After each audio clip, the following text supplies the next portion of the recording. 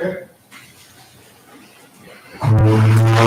Well, the South Russell Village Council meeting today is Monday, May the 13th, 2024. We ask everyone please rise, put your hand over your heart, and join us in the Pledge of Allegiance. I pledge allegiance to the flag of the United States of America and to the republic for which it stands, one nation, under God, indivisible, with liberty and justice for all. Please remain standing. Please remain standing. I'd like to take a minute, just that we have a minute to think about Officer Jacob Durbin from the Euclid Police Department, who was killed Saturday night.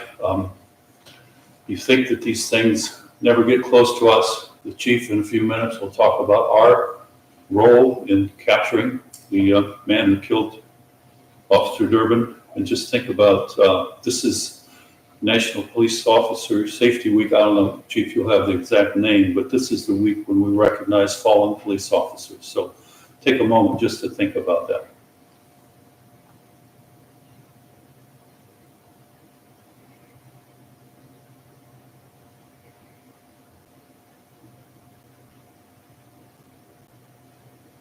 Please be seated.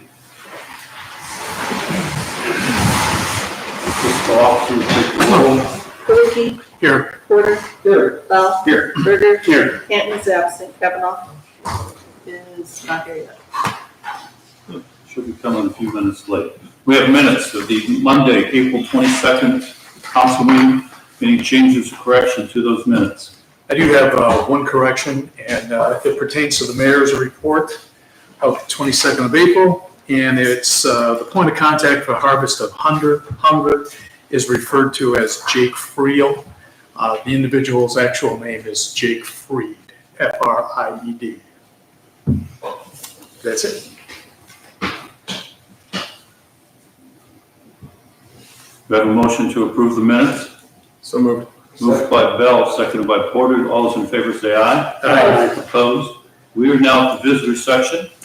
First of all, welcome everybody. I'm glad you're here.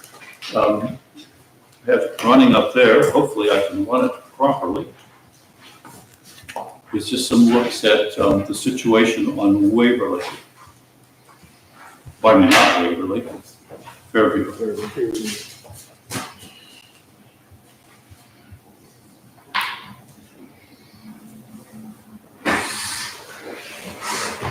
This starts with service activities we did on a Sunday afternoon. These are the boulders. We had to spend an extra $4,700. This is looking at construction. It's between two houses. That's looking east. This is the catch basin that we put in between Fairview Road and Maple Ridge. Another look at it. This is the top, the side, the east side, pardon me, the south side of Savelos' house. Shows how the muddy water flows down. And you can just see how close we were to their property. That's construction at the very top of the picture. This is what it looks like when the mud flows down. Notice how it goes under the rocks. Again, looking at their driveway. But you can get an idea with the mud, the amount of water that flows. And something doesn't like me. Okay, it says there was a problem and Microsoft PowerPoint was closed. Sorry for the inconvenience. That's my grandpa. I don't know what the issue is. We'll try recent. You know what? I'll try one more time. Let's see if I can get it up.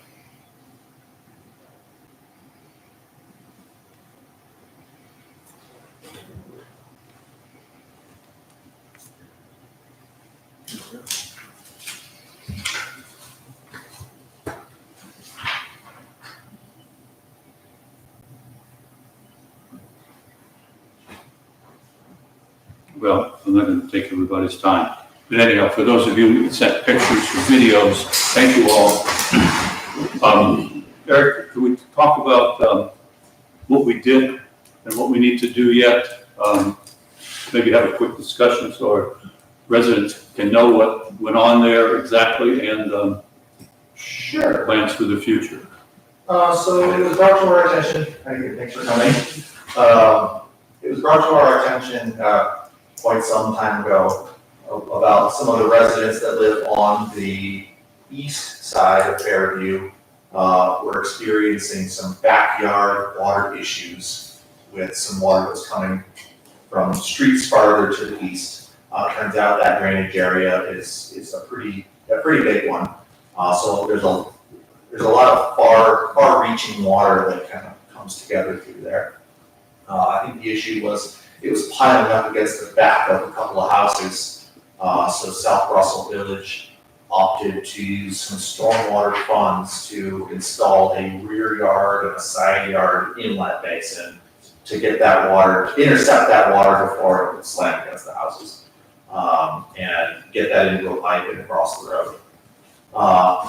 While we were constructing that, it was brought to our attention that there's also issues on the west side of Fairview Road, between Fairview and Hemlock. So we kind of started at the low end of things and worked our way up, which is the Hemlock culverts, are kind of the low end of things. They intercept all the regional water through that watershed, ultimately ends up by the Steel property on Hemlock and goes under the twin culverts under the road. I did some calculations and some analysis and came up that those culverts are undersized. We kind of pinged that off of the county engineer's office, and they said, I think those do meet our design criteria, so it's on you to show me how they're undersized. And I'm working on that. But I think the plan moving forward would be to replace the culvert. There's two mismatched culverts that run under Hemlock. You add them together, they don't add up to what the capacity needs to be. Replace those two mismatched culverts with a single larger culvert that meets our stormwater capacity needs, so that once it gets to Hemlock, it doesn't build up and go over the top of the road like it has done in the past. Once we get that capacity issue addressed, then we can start working our way right back upstream to the east. And there's definitely some ditch cleanout that needs to happen.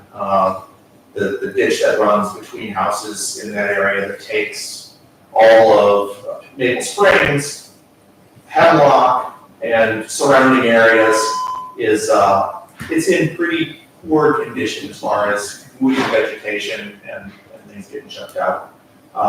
So once we get our capacity at the lower end of Hemlock, we can go ahead and start working on cleaning that swale out to actually be able to move stormwater efficiently through that area, and basically work our way back up to Hemlock from Maple Springs.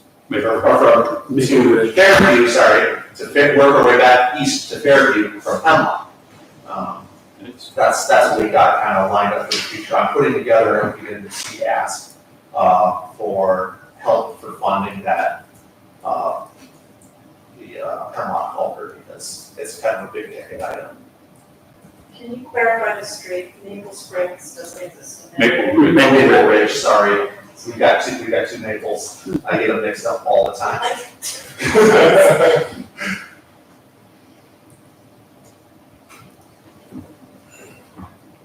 Yes, Question. name and address, please. Valerie Mariola, 15911 Hemlock. I'm at the corner of where Fairview is. So you get a lot of water too.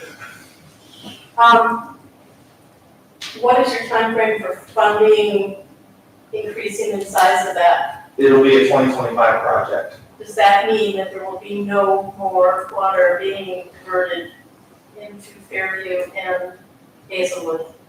Specifically, Like no water. the underground culverts that were done at the corner of Maple Ridge and Bell, or Maple Ridge and Hazelwood. It was Hazelwood. There were some culverts that were put in Okay. that diverted water down Hazelwood.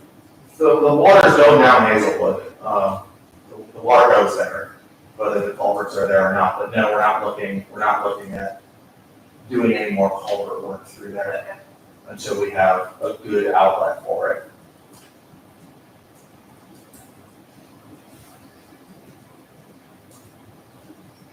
Other questions? The ditch, is the water in the drains now that was put in Stella's yard, is that now funneling through the ditch that we're not going to dig out until 25, we have funding to work downstream up? Yes. So now what do I do all summer with all that extra water flowing through there and it's not dug out? The water that flows there now is water that flowed, once it hit against the back of the houses that are on the east side of, I'm getting my streets all. There we go. On the east side of Fairview, thank you, the houses did slow that water down some just because there are obstacles in the way. But once it built up enough to flow between them, that's the natural drainage course that it took. We're not taking water from other areas and bringing it in and making it go there. The water that wasn't going before, we're simply intercepting it before it can cause a problem by piling up against the back of somebody's house. So And the flowing water into that their home. was flowing into the yards, sinking down in the water tables, It- made its way down, right? Yeah. That was what was running through eventually into the ditch. Yeah. Now we've put in pipes so that it can more quickly get into the pipes and funnel into the ditch, which is increased water flow when we have these storms. Right now, from the video that I showed you, that is what it looks like within 20 minutes of a hard storm. Yep. So how do I, if we have a longer storm this summer, like we've been getting this hard rain, how do I keep that from ending up into my house? If we don't dig out the ditch until 25, can we dig the ditch now or clean the ditch in some capacity now to better hold that water that is now in a more expeditious manner funneling in there while we wait to get larger culverts downstream? I suppose we could, it just now speeds up the water that goes to a place where we know it can't get out of. So it'll just, potentially more water will just sit there and just sit and flood my yard, or potentially get right into like my basement while we wait to build larger culverts in the woods that are back behind there. And that's what it looks like in 20 minutes. And we know our storms, they're coming in hard and No, they are fast, ferocious, and more than sure. 20 minutes. What do I do after 20 minutes? That was right up to my cell phone. What do I do all summer long? Can I get your name? Jamie Dioma, I live at 113 Fairview. Okay.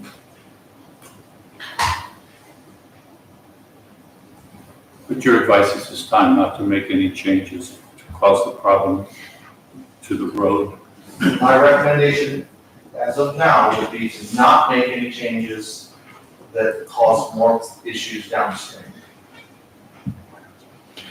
Eric, what in your opinion, if we did take action earlier in terms of cleaning out the ditch or expanding the ditch, what would be the downside, if any, of doing that, or the plus side to the residents Breach Hemlock, on top of Hemlock? yeah.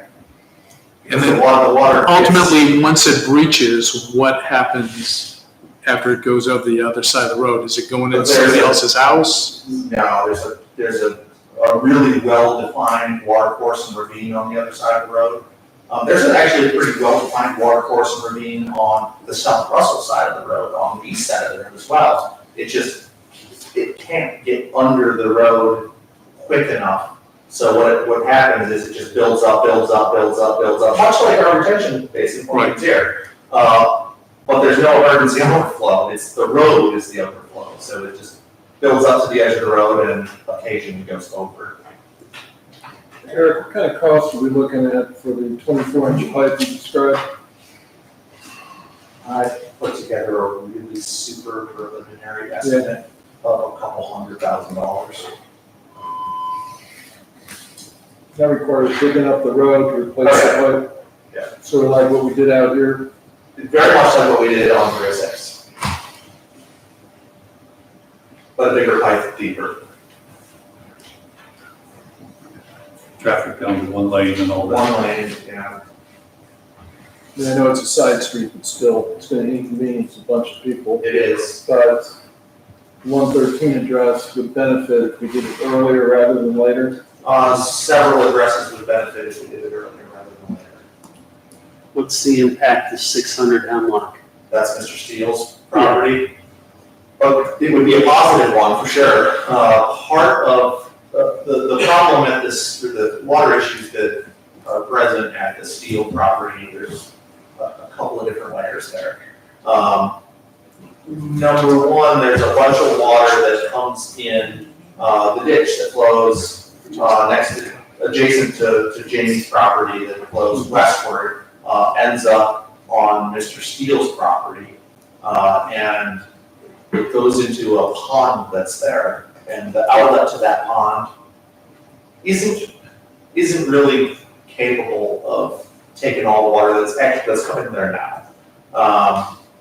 However, if we increase the culvert under Hemlock, part of the problem is the pipe sizes that Mr. Steele has they're too small.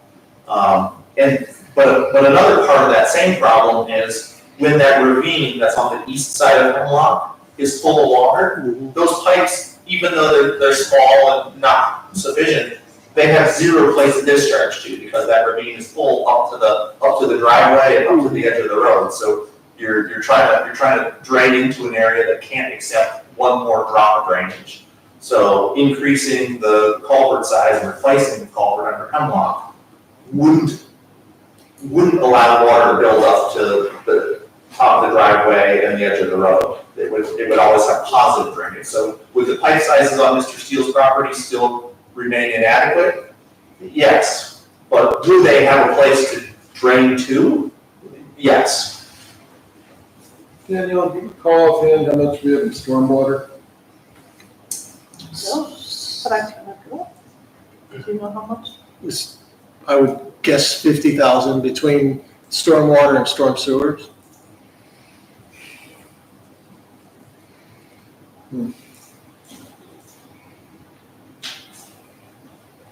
Ms. Deal, how close to your house in that picture you showed? Was that water? Right there is my house on the left. 30 or 40 feet. Not even that. Yeah. This is from the road looking east, I take it? It's from the road looking down to it. West. West. Good. And all that vegetation, the wood vegetation that's there is what we'd be looking at taking out. The ditch is pretty choked.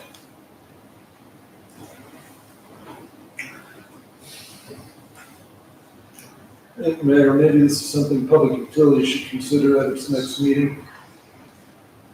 Well, and come back with a recommendation to council as to how we move this project forward faster to resolve.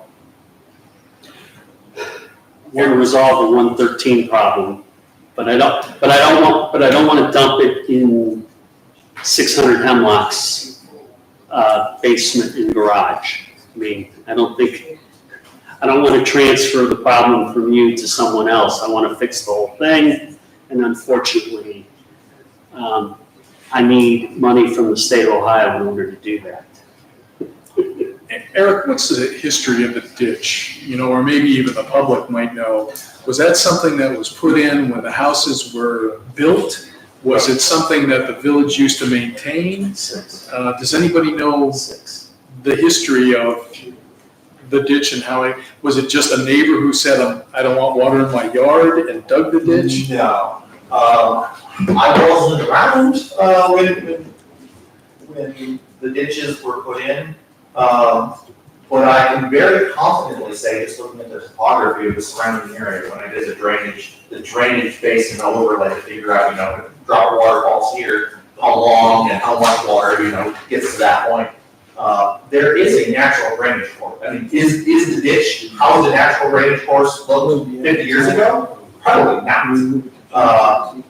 When the developer came in and built the home, there was probably a creek that flowed through there, probably much more similar in character to the creek that's on Mr. Steele's property. It's just a bigger, more defined natural drainage channel. Developers don't like those because it takes up a lot of room. You can't build homes where there's steep topography and a steep ditch. So what tends to happen, and I would venture to wager my own money on, is what happened here is, okay, we're gonna split that water up, we're gonna dig these straight ditches, some of the water goes here, some of the water goes here, some of the water goes here, and just move it through this area that I wanna, that I wanna build these homes on and develop and sell these homes. I think that's a very reasonable explanation, very reasonable history as to why that ditch is there. Was it always in that exact same spot? No, probably not. Sure. Now, that area where the ditch kind of almost appears to go into the grass. Yeah. The forward part. There's a pipe there. There's a pipe, okay, I was, know whether it dead ended. No, there's not there. Goes under, Is that the it pipe? goes under there. There's a log sitting next to it. Actually, that's not a log.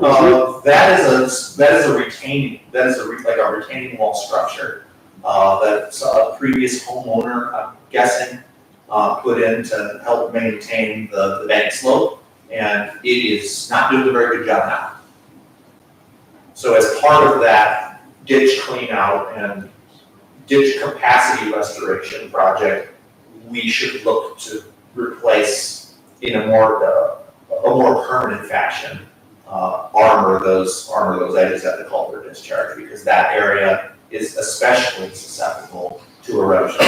Rock baskets? I don't like the idea of baskets either. I like the idea of just keeping a more natural slope and putting like basically boulders, big armor stones there. So really hold everything back. Those rock baskets look nice for 10 or 20 years, but then tend to start failing themselves.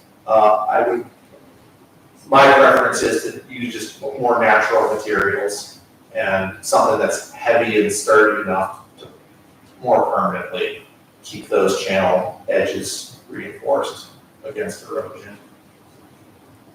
Okay, how about this? Thursday night, 7 o'clock, we'll go to the Russell Township trustee meeting. If you're gonna be at their meeting, I would be looking to get I don't know how to say it, basically a letter of support from them to go after the funding. Because that always is helpful to get multi-jurisdictional support for a project. We share that road. This is where Right, we don't do the water water comes under Hemlock. 1 month from today, Thursday, June 13th, 9 o'clock, Public Utilities meeting. AM. AM. Can you make that? Yes. June 13th, 9 o'clock. Street Commissioner, you can make that? I believe so. We make no promises, man, but we'll do what we can. We'll go looking for money, short-term, long-term situation. Appreciate that. I wish we were having this conversation before we start putting stuff in to more expeditiously route more water in there. Now, every single time the storm comes across the forecast, I sit there. It's not good for my health, right? But I can't sell it to someone else down the street, I can't sleep, I can't anything. And as it is, my sump runs every 20 minutes. Now we just piped a whole bunch of water in there and we don't have funding to properly take care of it. So that's my problem. It's all on my back. While we were, and I appreciate what you're doing, but like, this is really awful. This is really awful. This is the best we can do for now. Hopefully we have some sort of better answers in 1 month. Yes, Bill, give name and address, please. William Stone, 137 Fairview. I didn't know, I want to let that topic go as far as it could before I brought up. I'm probably possibly the lowest, or maybe the steel property has lower. I'm not sure. Still property lower, walking your property Close close. in front. You're the next one. Yeah, and so I'm at the base of where Hazelwood comes down. And I've got a unique situation where the village put in a buried pipe, probably in the 70s, I think. Dave Hosenbar probably knows the most about it.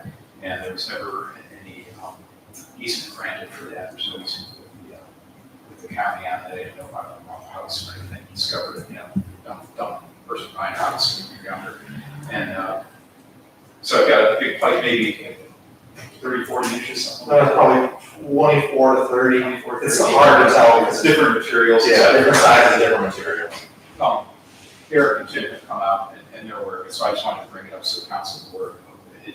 At my end, in my situation, and my neighbor, Rick Hondas, who's just to the north, who couldn't be here tonight, we get pretty much a wall of water down Hazelwood. A lot of the houses don't have ditches anymore, some of the new houses that were built 10 years ago don't have any kind of culverts or anything like that. So there's a pond across the street from me. The pond will overflow across the road. Down through this natural area that Eric pointed out, that ultimately one of the routes that go around Steelhouse, I guess, right? And I frequently get about 2 inches of water in my garage, so I get up to the hubcaps on my tires, seeing it. And we are looking at doing an addition on our house. It's complicated things as to what, we're trying to tear our garage down and move it. Which, might not be that move because it is in the lower spot of the yard. And we do want to repair our garage as part of our addition, some more reworking of our house. But it's just, all this is complicated in the process by just not knowing what's next, what's coming. Is the village doing anything? What should we do? What should we wait to see happen? And but we have some videos of it. I'm sorry, we didn't we have it on our phones, so we have got. They're pretty interesting. They're about a 50-foot swath of Niagara Falls, maybe about an inch or two of water coming down during heavy rains a couple times a year. Bring all the gravel. We get everybody's toys and lawn furniture, dog toys come down and end up in the yard to wash out all the loose stone from the side of the road. So literally in the back of your yard. So. But just to make everyone aware, there's a couple more houses that have problems. Like Tanner here, he has a similar situation that Jeff here, he owns a carbon copy of it. He's on the east side of the street. So there's a bunch of us that have issues in that area. I know it's not going to mean much now. Everything CT has done, stormwater, big and small, has worked and worked properly. So we have very confidence. Why, I guess, the last street in the west end of South Russell's been neglected. I don't want to say it's neglected, but it needs our attention. Well, part of the reason is we didn't know. We didn't know the residents were having really serious problems. Like, hey, speak up, literally. Yeah. It's slowly been getting worse too. So Yeah, the storms. weather, climate, more water, pipes, who knows what it is, but a little bit of all of it. May it first come to council's attention with the Suzellas, coming forward and saying, hey, we have. I've been here 30 years ago. Oh, 30? I was not here at 30. Yeah, and I brought this up and I was told, this is natural water flow, it's your responsibility. And that's all true.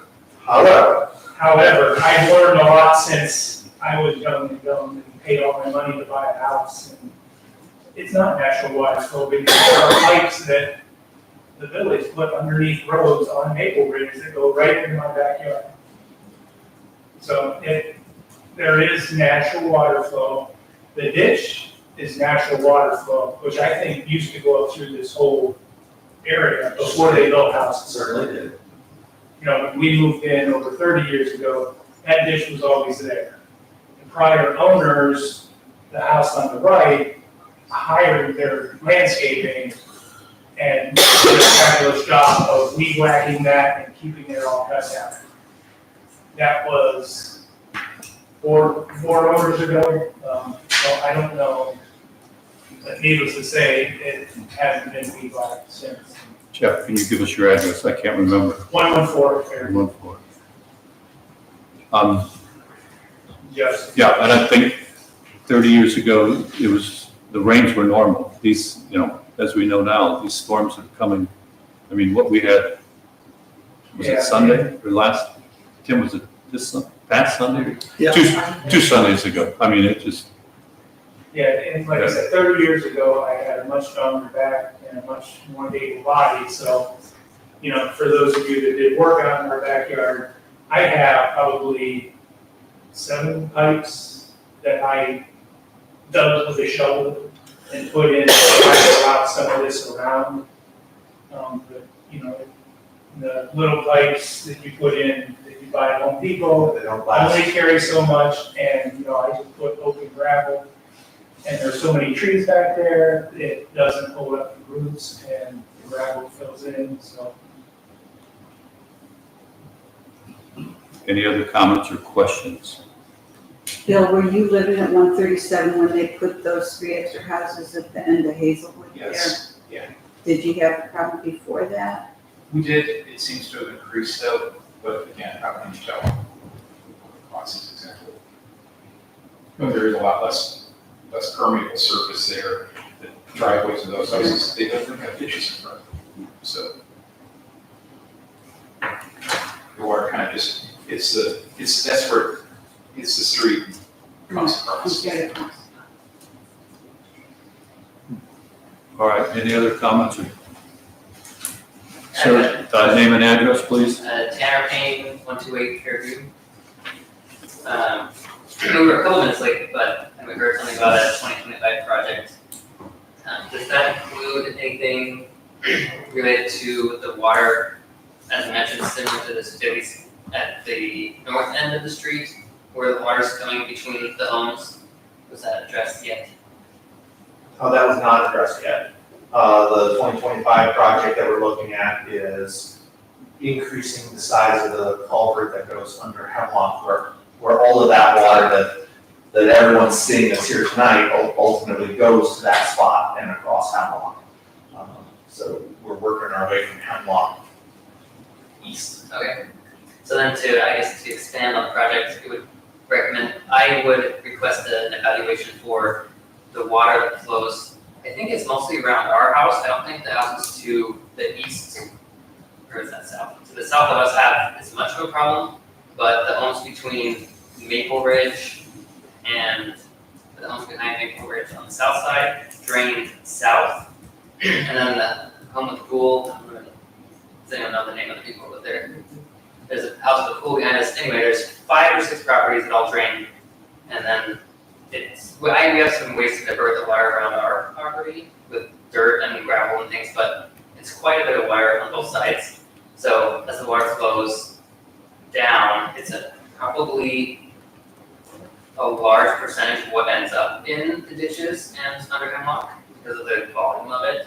So it would probably be worth including in the study to find out where the water's coming from and what portion of the Hemlock project is coming from that area and if that could be improved. So basically, Maple Ridge is here, Fairview's here. This ditch that we're at, it's on the other side of Fairview. Everything's down. There's a couple significant ditches, two of them. All right, we'll take a look at all these, your situation, yours. Anything else we need to discuss or talk about, public utilities? Again, Thursday, June the 13th, 9 o'clock, we will look where we can pick up big funds and start with Russell Township this Thursday, see if we can get something from them. Yes, Bill? Sorry, one last thing. Here's a pump station. And, Yes. floods like every month. Yes. And is there any way to involve them, I guess, whatever overseeing of that, you think they wouldn't want that to flood all the time? It's been, when I lived there 40 years ago, Bill, you'd drive by and the light was on because it was flooded. I mean, it's a county facility. I never gotten, they haven't really done anything with the flooding. Yeah, but they meet all the stormwater that they get, and they're there constantly when there's a storm. Because it literally pumps water to their treatment plant, and then they have to treat extra stormwater. And they would much rather have stormwater going where stormwater goes than into their sanitary lines. And they have tried with smoke testing and everything else to divert stormwater so that it doesn't end up in sanitary.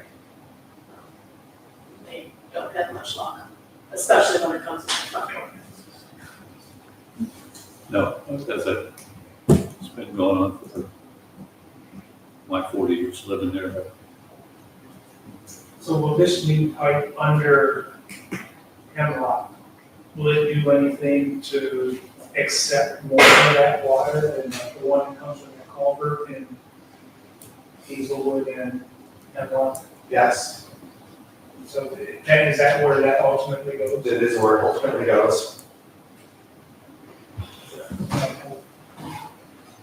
Yeah, because like the culvert that's sitting at Hemlock and Hazelwood, that culvert gets so full that there's no place for that water to go, that it comes out of that. Right. I mean, it literally, you Yeah, can I think. have found one of the When everything downstream is piled up, Yeah.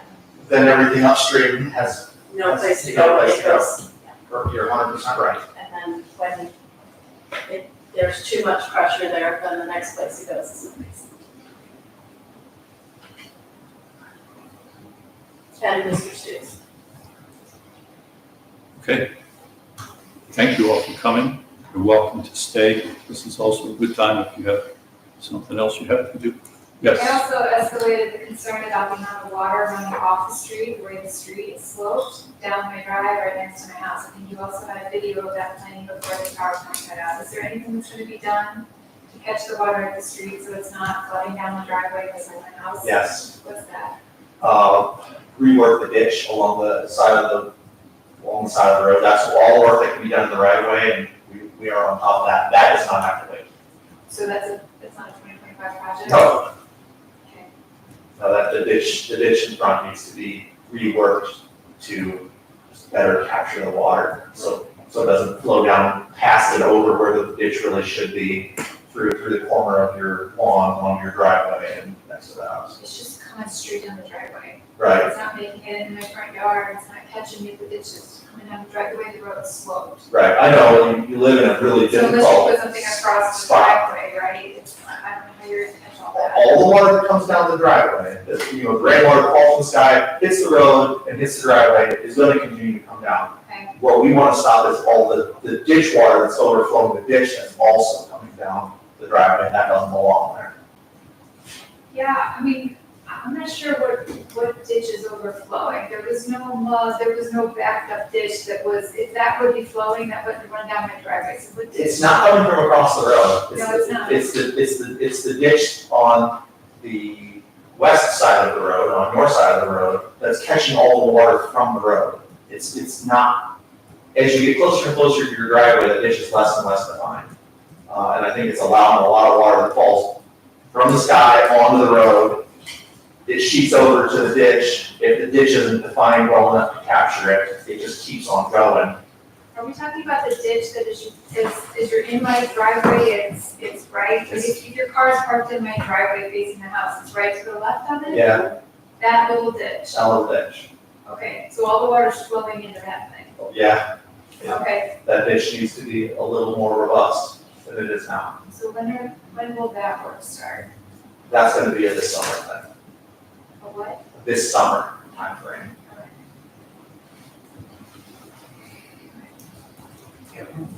Okay. Bill? One last thing, when they do, like, when they pave Fairview, as Jimmy mentioned, we have quite a crown on the street now. The street level went up again, I'm sure it was gravel at one time. It's gotta be, I don't know, a foot and a half, 2 feet higher than it was in the 1920s when they laid out the streets. When they do Hazelwood, which I know is in the future, has been mentioned in the future, will perhaps should that be, milling of that street be considered instead of just the constant building up of the We can love the that, street? Yeah, because it just seems like it might help flow the water better, keep it out of people's driveways. Somebody tried to, frankly, if you own a Corvette, you might not be pulling in anymore. Right. Can some blacktop be put on the road in the area in front of my house where it really significantly slopes down to keep it up more level and then slope it more toward the ditch that can't already take it, or just a more gradual slope so it's not all just dumping right into the driveway, which that ditch is not catching all of it? We will consider all options. Is that being considered? Absolutely. But it's hard to say like, oh yeah, we'll just put basically a speed bump or whatever here. All that does is diverts the water around, like water follows that until it ends and then it comes in. So instead of coming in at the side of your home, now your driveway could be coming in the front of your home now. So we want to avoid making the problem worse or just different.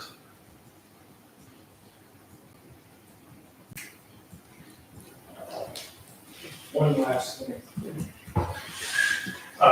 No, so like you were saying that you're looking at potentially doing something with curb. Yeah, some ditching work for sure. So if you looked at that one picture of like the muddy water just from a couple weeks ago coming down our drive, like fortunately, we don't have a full drive. There was like an open French drain where we put the pipe in. Right. Are there any thoughts of putting like an open drain right there to catch some of this? Because I'm worried that, you know, if this stuff is still gonna continue to come down beside our house and down our drive, if I have a drive there, which I hope to get someday, it's gonna shoot right across the road into Hearst. Put a French drain at the end of my drive to catch it, in addition to your basin. Did you look at the day out? We could look at that. We're open to consider all options. What we don't want to do is just make a different problem or make the problem worse.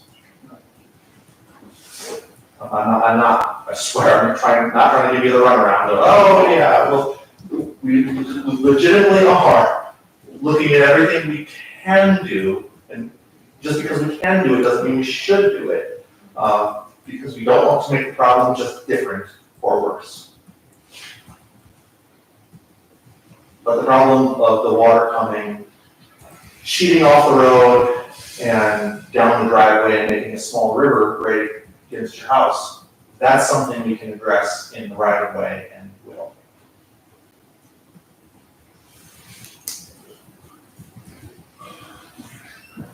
Information wise, I don't want to pick on your bill, but just deal with you as far as emails and saying something's, you know.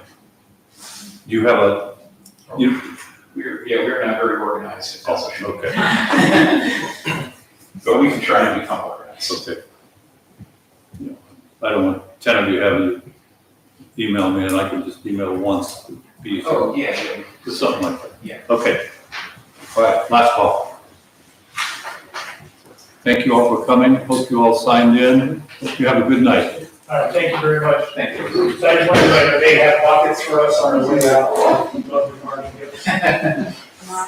Thank you very much. Thank you.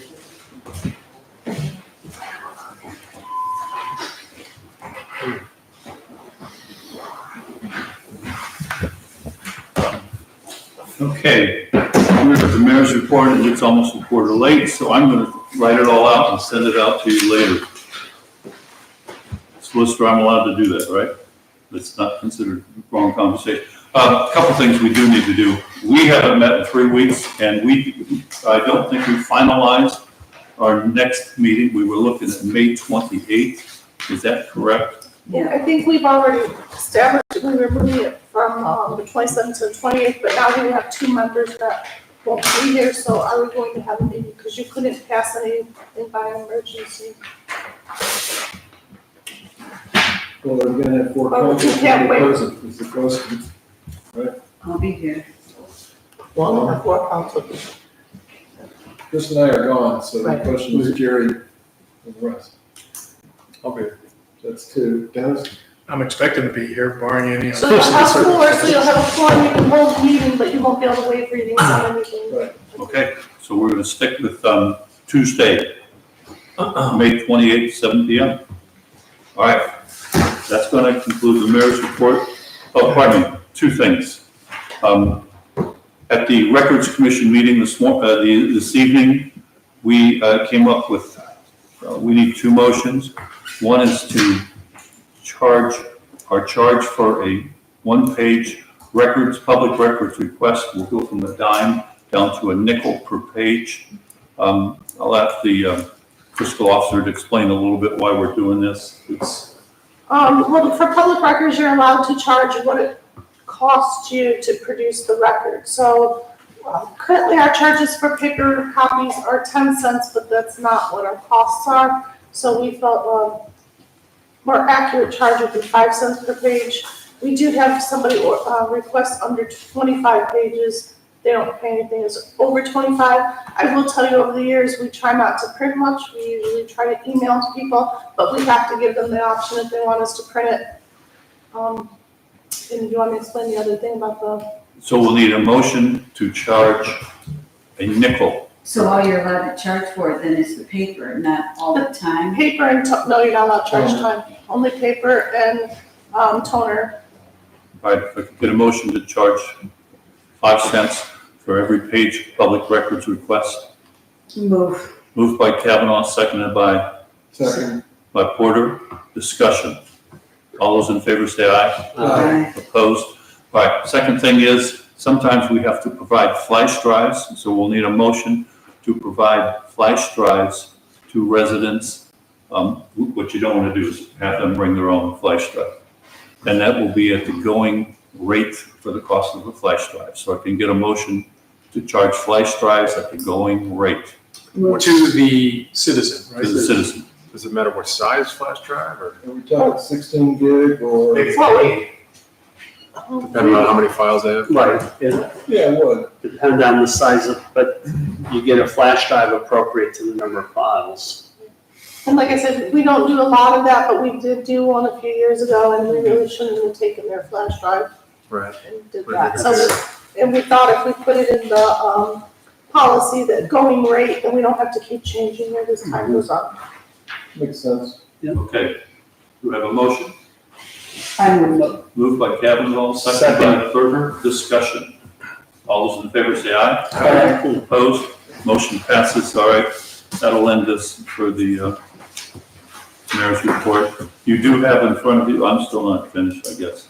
I do have, there's a private group putting on a first responders event for everyone who's involved with the Chagrin Valley Fire Department. That is on, their event is on the May the 22nd. When we come down to safety, we need a motion to hold a luncheon, if you'd like to hold a luncheon for our first responders on May 24th. So that's coming in a couple minutes, so now I'm done. Fiscal officer, it's yours. I've distributed my report, I don't have any questions. The one thing I did want to make everyone aware of, the last council meeting, you passed a motion that we would try to keep $1 million in Huntington, and anything over that, move over to Star Ohio to try to get more interest. So today I did make the first transfer of $400,000 from Huntington to Star Ohio, and then we'll watch the balances and try to predict for the month on a closer basis to keep the money in Star Ohio as much as we can to get the higher interest rate, but make sure we have enough in Huntington to pay the bills. So that was done today. Questions of our fiscal officer? And, you know, it looks like our income tax revenue is about the same as last year. Yeah, I think just like up maybe 23,000 over last year this time. Looking back 2 years, we're 600,000 since COVID. The last 2 years has been, what I would call the average. The average is about 1.8, we're 2.3 and 2.4. And one more thing I did want to bring up, the chief forwarded to me today, an email chain he got from Yellow Light that they're looking for payment before they're going to meet with anybody to talk about the project. I haven't received a W-9, I haven't been in contact, I haven't received an invoice, so I don't know what this is about. I was kind of caught off guard, so. We got an invoice. Not that I'm aware of it. Well, we signed a contract, the mayor signed a contract for the Yellow Light solar project. Right. So I suggested Yellow Light that maybe we want to meet with them, the village wants to meet with them sooner rather than later, because their estimated completion date is in August. So it's May already, and I'm not sure how involved it is to put these panels up on the police department roof, but I thought a meeting of some kind would be better. So I'm unaware of what you've got. Daniel, can you repeat that? It was a request for payment in that email. I Okay. got it, I think it's in my public utilities file, which I didn't bring. Yeah, it was just a bill from Yellow Light. So they want payment before they meet with you, correct? Is that what you said? It just seems. I don't know, I just, I don't Do they know. want the full amount? no, it was like $3,000. It was a partial. I'm sorry, I just forgot to bring it. It's okay. Okay, just so I'm I'm digging into it later. not holding anything up, just so I don't have it, so that's why I haven't produced. Well, no, we don't just cut checks for the heck of it. No, that's why I didn't know Never that. have, let me put it that way. We don't remember We're starting now, so. to pay them to meet with us. That may not be the reason, I think they were looking for a partial payment on the initialization of the project. Okay. So, I don't have a PO, I don't have, I don't know who's gonna be in charge of that. we have the signed contract, yeah, Isn't and then the there mayor. a percent down part? My memory right on that? That could be it. Because that's about 10%. But the mayor, you said you have an invoice. I got an invoice, I can say, it's Yellow Light. I must have gotten an email every other day. You haven't signed it, you haven't signed it, you haven't signed it. They had to put that indemnity issue in it. Yeah. And they fixed it. Yeah, it's like, sign, it's like, no, not allowed. But yeah, and then I got a bill. So, yeah. Got an email bill and I forgot to bring it. My suggestion is that we would meet, mayor, chief, Yellow Light, and one member of the Public Utilities Committee to get this process going. I don't see much point in finishing the project in December. I think it'd be better if we did it earlier. So the chief said he was available on the 15th. I didn't hear back from Yellow Light, and the mayor was copied on this as well. But, so you have a bill from them, they'll meet with us after we pay 10%? I didn't pay attention to how much it was. Okay. I don't mean to step on anybody's toes here, but sun's shining, why not move along? All right, anything else from the fiscal officer? Finance committee? Finance will meet, June 13th at 10 a.m. At this time, I'd like to make a motion to acknowledge receipt and review of the April credit card report. Second. I'm sorry. I'm in the finance committee. It's been moved and seconded. Questions? All those in favor say aye. Aye. Opposed? The motion passes. Credit card report is approved. That's all I have. Questions of the finance committee? Solicitor? Sure, yes, so we just had the public hearing on the zoning code amendments and changes. There are 7 ordinances that are under the ordinances and resolution portion of the meeting. Just so that you are aware that an affirmative vote means that you would be approving the recommendation of the planning commission. So that's, just wanted to remind you. Thank you. Questions of the solicitor? Engineering, you're up again. Yes, sir. The only additional fact that I'd like to report on tonight is I have a pre-construction meeting scheduled for Thursday, this Thursday, the 16th, at 9 a.m. Here at Village Hall. It's available for this year's road program and specialized. Get that kicked off. What time? 9 a.m. 9 a.m. on the 16th. Guys are too fast for me. Yeah, I sent an email to everybody. Okay. Okay. To everybody on the streets committee. Questions of our engineer? Eric, I know you don't do structurals. Has anyone looked at the roof of the police station and can it handle? And does it need to be reshingled before we put solar panels on it here over the next 20 years? I can have someone real quickly take a look at it. That was when I had Andy Jarowski here to look at the floor and support underneath Village Hall. Also made some recommendations about the pillars in front of the dividers, brick dividers between the service department doors. Are really, a couple of those are really rough at the bottom. I've got some recommendations to pass along as far as like products to use. We also looked at this front steps on Village Hall, same thing about some repointing necessary, but no real problem to worry about as long as we, take care of it. I did not, when he was here, I did not ask him to work at the police department, because I wasn't aware that we were at the time to be doing anything with that, but it wouldn't take me much to just. Jim, would you be comfortable if just Dave took a look at the roof? I could ask him. Dave, I'm sure is just as qualified, if not more so, to take a look and tell you how many years you have left approximately on the shingles and the like. But I think the current roof's about 10 years old. Does that You sound were right? down, I think. if Dave can't or won't look at it or is busy or vacationing, I've got somebody that I can bring in. Let's start with Dave. The worst case would be to put solar panels on, have to take them off in 10 years to re-roof. Fine, any other questions of the engineer?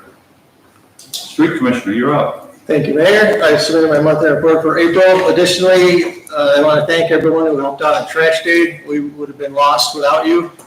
Thank you very much. And also, moving forward with paving of Southwick, I handed out 22 letters, and so far I've heard back from 15 residents that are in for replacing their culvert pipes. 15? 15 of the 22 in less than a week. Wow. That's a big response. And they're paying already. Questions of our Street Commissioner? Is there an update on the backyard project along Chillicothe? It's still too wet. I'm meeting with him tomorrow morning, and we might go back there and walk it and take a look at it and see if you can do it now. It's just so sloppy. If you do it, it's too wet. It just makes it way worse. Who's doing that, Tim? Horizon Excavating. Thank you. Any other questions, Street Commissioner? Trash day has got to be one of the best things we do. Councilman Wilkie, you got to join us on that. It's really an event. I was down in Florida, and I have been participating in previous years, but if I'm out of town, I have to take my. Chris Burns, better he spot to wants to be. be retired next year.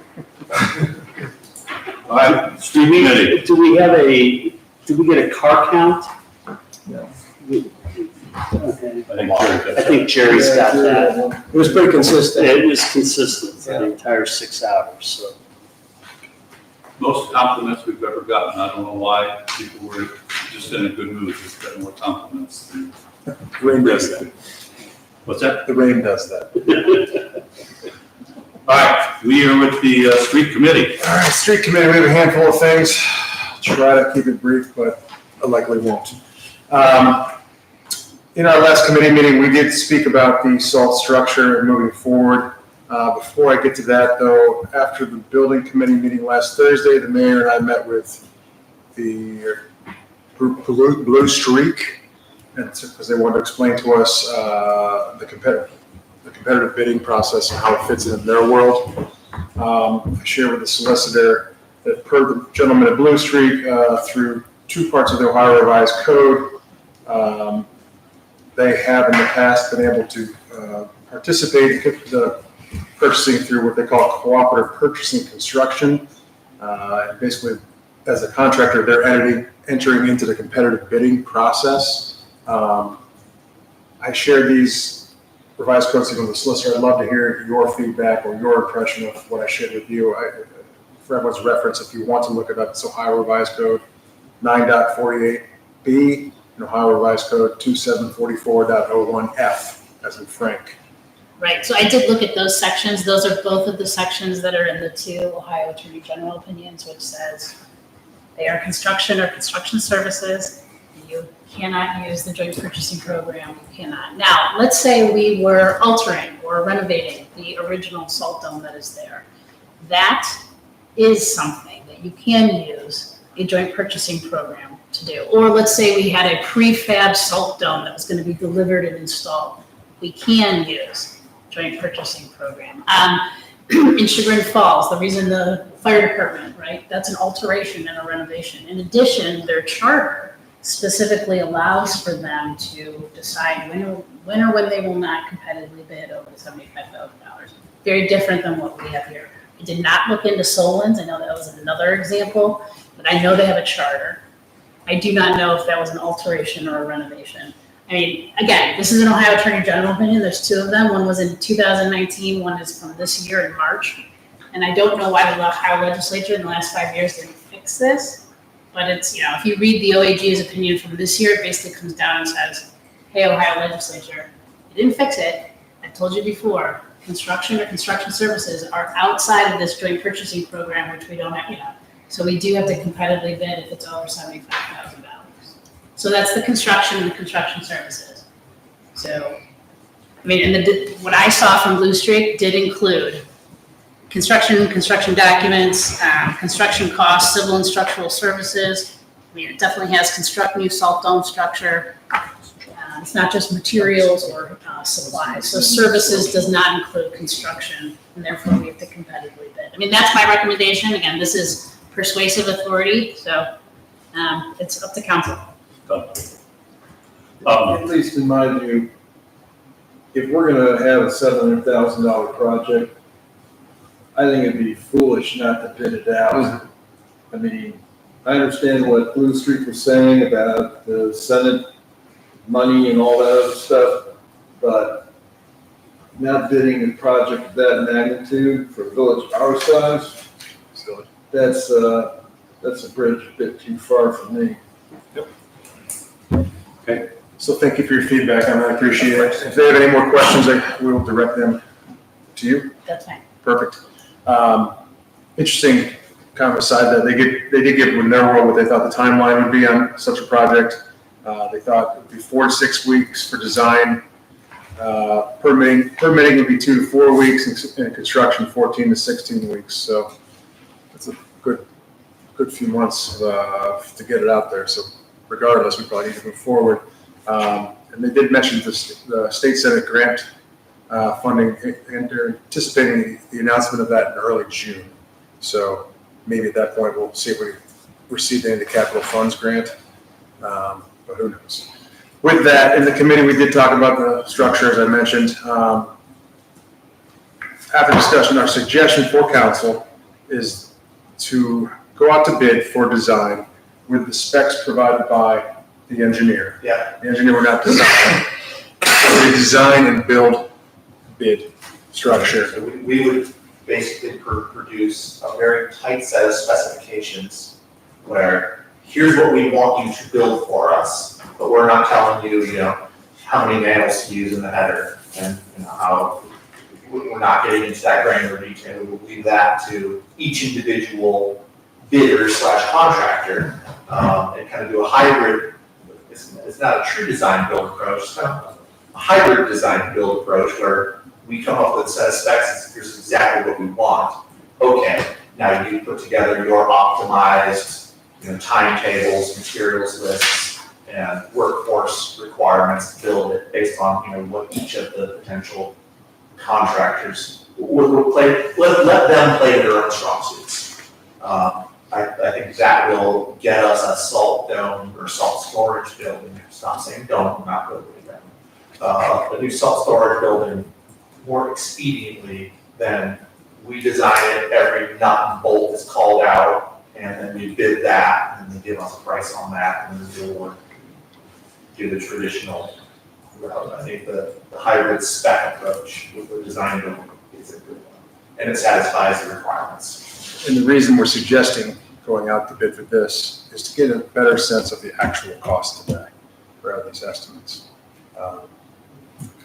We are talking about the double wing design, as I recall. That is what we discussed in committee after considering different roofing options and then the long-term best for the village, long-term, that's what we came up with. It's 1,500 ton. I think we were, it's either 1,500 or 2,000, you tell me what you want. I recall us settling on 1,500. 1,500, yeah. Okay, I can do 1,500. So we're looking at, we need another year out of our building. Probably. If that's the case, I would like to hire a piler and receive our remaining amount of salt that we need to get. We would normally rent a skid steer with a track and climb the pile, putting undue stress on the roof and the walls. I'd rather hire a piler to pile it than take the risk of any further damage. They would tend their facility. It's a machine that the delivery people bring out, and it's like a conveyor belt that shoots the salt up into the pile. Rather than you guys being in there with a. Is it And something? we don't have to go in at all. Is it something you lease? I guess I'm confused. I'm sorry. It's, you hire the guy, It's like a. so you pay per ton to pile the salt. Do we know an estimated cost? $13 per ton, Do we know? and we need $5,200. And we would normally rent a skid steer, which would be $2,300, so it'd be more than that, but it would safely get all put in. We need to get 400 more tons. The, Why are we doing it now?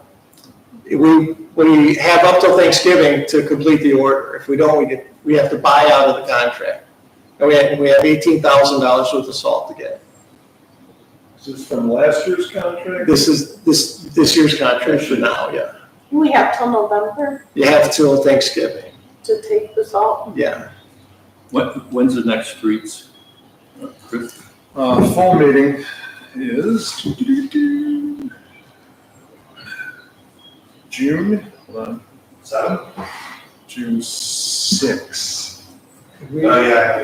June 6th. Can we move that to June 13th? I'm gonna be out of town on the 6th. Following Thursday, in other words. I got a building that day, same time, pretty much. You want to do, hold on, Friday the 14th? If it's 7:30, yeah, I got in for 9:30, so we should be okay. Is that a regular thing on Fridays? You know, usually you never went to court on Fridays, but for some reason these days, everything's happening on Fridays, and I don't know why. Let me write that down. It's just you, Mark. Yeah, let's do the 14th then. It must be. I'd rather not wait till late to get it because the quality degrades as you longer you wait because they're storing the salt outside. And it gets chunky and wet and it's just nasty. Well, that makes I'd sense. rather get it sooner than later. We could discuss it at the next week's meeting. Yeah, let's do that. That's on Friday the 14th, 7:30, 7:30, okay, I got street it. commissioner's office. Now, we can't do, public utilities that not hearing to court. Well, June 13th is public utilities, which is Thursday. Right, Yes, and then the 14th is Friday. but Friday morning at 7:30, you can make it to court. Yeah. If you get to- I'm just going to Joe. Okay, trying to get Eric here just one day instead of two, but no luck. I can come whenever you need. All right, street committee, you're still up? Yep. Chris? So back to the structure, going out to bid. Is that something council would like to move forward on? If so, we probably need to make a motion for that. To authorize to go out to bid, Yes. absolutely. This is for the salt dump, this is for what? Yes. For design and construction. Design build. To allow the engineer to prepare specifications and to bid out those specifications to any interested party, to receive bids on those specifications with their own design and follow-up proposal for build. So moved, what he just said. Second. Discussion. All those in favor say aye. Aye. Opposed, the motion passes. Thank you, Mark. I'll get busy on it right away. I thank you for making that motion because I could never do that. Couple things. 133 Southwick, Public Utilities hasn't had a chance to meet since, I believe, what Christian reported. At our last Streets Committee meeting, Eric and Tim reported that they discovered that the water flooding that property is coming from South Russell Park. Maybe you guys could speak more to that, but there's a remedy quoted by Watts Excavating for $9,000. Maybe you could provide more insight to council, the technicalities on that. Yeah, I put out for three contractors to come in and quote it. There's a large, it's 100 by something wooded area that's obstructing the water that's going through CEI right away, and then it goes under the driveway through a pipe, and then into these people's backyard. And there's another pipe there which takes it farther down the stream, but the water can't get there before it breaches the edge and flows into 131, who's been here a couple times complaining about the water. So this would get that all cleared out and put away, and send it down the stream. So this water comes from our park over CEI's Yes, property and winds up in the resident's backyard. correct, up the south way. It goes under our service road to the old septic plant. Yeah. So, okay, so does it touch the First Energy property? I can't remember. It moves through First Energy. Like property. under- We have a right to have our roadway through the First Energy property. Mhm. That's our drive, it's our drive culvert. It's not First Energy's drive culvert. Okay, so we're pushing the water through, basically. Correct. We're channeling it and basically aiming the water through our culvert. Danielle, we have like 50 grand or so in stormwater. Yeah, but it keeps going in every direction, so it's up to him. It's his budget, so I'm not gonna say what's available. I feel bad, we told the woman here we had 50,000, now we're at 41. 41 and dropping, so we do And have. I don't know if the things that you've included the properties on Chillicothe, how much that's costing. So there's a lot of projects dipping into that line item that aren't finalized, that everybody keeps talking about, but we don't have numbers, we don't have POs, and I don't know what's getting done and what's just being talked about, so. So we have 3 quotes for this project. I did not accept 2 of the quotes because they were not complete, and I called the contractors and this is our quote, this is what we're gonna do. Because we had to clear the trees and do the excavation is what I wanted them to do. And one said, well, I'll do the trees, and the other one said, well, I'll do the excavation part, but they wouldn't do both. And they had plenty of time to find somebody to do it if they wanted to do that, but they chose not to. So one contractor, Watts Excavating, he said he'd do both, he would take care of it. Well, we have an ordinance ready to go here, so we'll get this project moving officially. And just mind you, on that ordinance too, the solicitor pointed out, she put 9,000, but considering what happened the last time we worked with Watts, Yeah. do you want to do an up to and give it a little bit of leeway, so we're not putting numbers and seeing, or not, that's your choice, we just thought we'd point it out. Problem is, we don't know what the additional should be. I understand that, but I think we go with the quote they gave. Okay.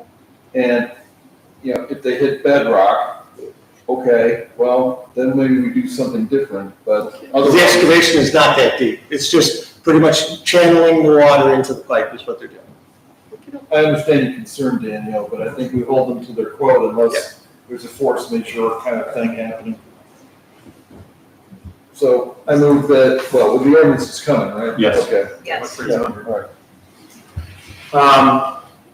On this Thursday, May 16th at 7:30 a.m., we'll have a special streets committee meeting to discuss the capital budget. We did not get an opportunity to talk about that at our last meeting. Tim, you mentioned trash day. Did you mention the 94 senior pickups? The 94 What'd you say?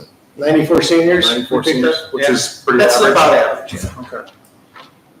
And then one last thing for streets, it's a little bittersweet, but with his permission, I want to share with everyone that Tim is eligible for retirement, and he's looking to do so. I believe you're eligible July 1. Yes. His plan is to help us find someone and work with that person in transition, hopefully, with our blessing. But I don't have any more details than that. It's a little There's no date fluid right now. What's that? I don't have a date. You don't, okay, you don't have a date right now. So that is in our long-term planning, in the short term though, for council to keep in mind. I have nothing else to report. Apparently I have a motion, sorry, did I get it? Here we go, this is regarding from Trash Day. A motion to ratify the approval of Russell Township Help with Trash Day for workers and equipment. Second. Discussion, They All did those a in great favor? job. I missed that, Ruth. They did a great job. They did. I mean, they're happy to be here, crazy guys. All those in favor say aye. Aye. Opposed, motion passes. Thank you, street committee. Any questions of the street committee? You think you're good, Chris? You have anything, Mark, you want to I have nothing further to add. Okay. All right, we're at the building committee. Chris, you're still up. Okay, building committee, we did speak at length about the pavilion, and alcohol and events, but my understanding is we asked safety, they were going to speak on it, and I believe you will have a recommendation during your report. So we'll leave it at that. The department's been receiving a lot of zoning complaints as it's springtime. People's gardens are overgrowing and being mowed, but Dave is inspecting as needed. And if there's any issues, he is handling them. In other news, City Force was purchased by a company called iWork. And right now, their transition team is scheduled a meeting to work and to start working a working relationship with Ruth in the building department. Once we get a better sense for how that company's operating post-transition, we'll look a little deeper into the credit card thing. We put it on pause until we understand how post-merger it'll work. Okay, so City Force is the software Correct. that is being used at the building department. Correct. Okay, so not unusual that they get bought. Nope, not unusual. Just hopefully it's a smooth transition. Okay, The minutes are forthcoming. I apologize for that. And then our next meeting is currently scheduled for June the 13th at 8 a.m.